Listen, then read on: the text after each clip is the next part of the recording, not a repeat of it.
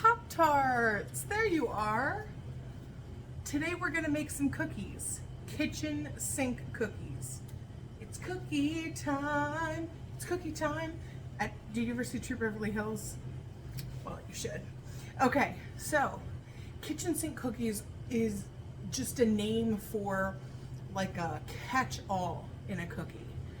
I really like this because you can put in your kitchen sink cookie whatever you want to put in your kitchen sink cookie.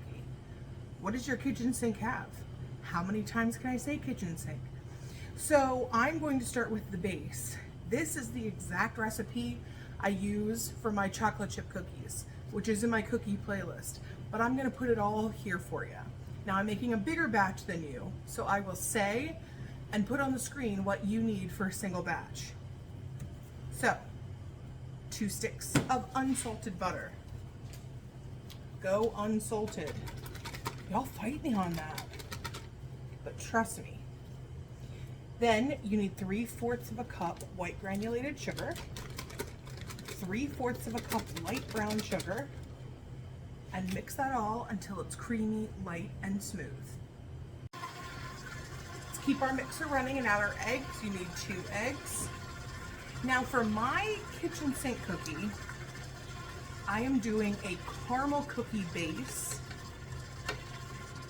And then I'm going to add pretzels, toffee pieces, and chocolate chips. But you can add what you want to it. And I'll show you how you can like personalize it. It's just more or less a formula. Like I said, this is a great base cookie recipe. That's what I'm making now, and then we're gonna alter it. Okay, eggs are incorporated. 1 teaspoon of baking soda, 1/2 teaspoon of salt. Then, instead of doing vanilla extract, I am doing a caramel emulsion. This is going to give the entire cookie base a caramel flavor, but it's not going to be super sweet or strong.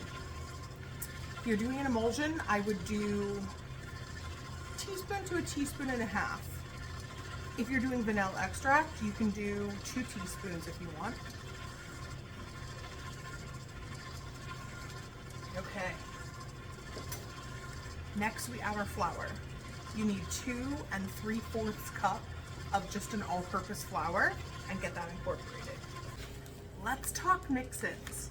So now that we have the cookie base done, you can do 2 cups of mix-ins and then just divide that however you want. I have a cup of semi-sweet chocolate chips. Then I've got 1/2 cup of pretzel pieces, aka thin pretzels I just crunched up, and 1/2 cup of toffee pieces.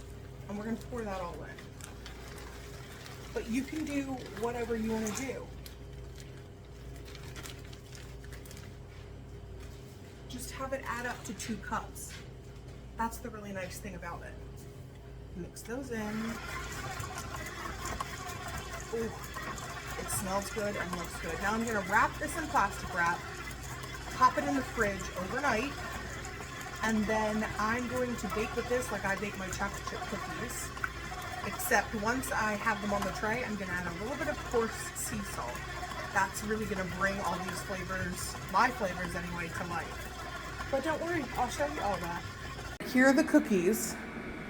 I kind of flattened them into little discs, and then I added coarse sea salt on top. Now, I want these to be very cold, so I'm gonna put these in the freezer for like 7 to 10 minutes. Then I'm going to bake them for 12 minutes at 375.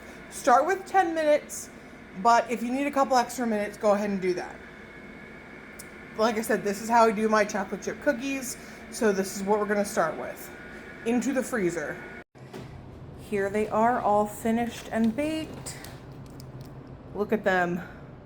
Pretzel pieces, toffee, chocolate chips, caramel, sea salt.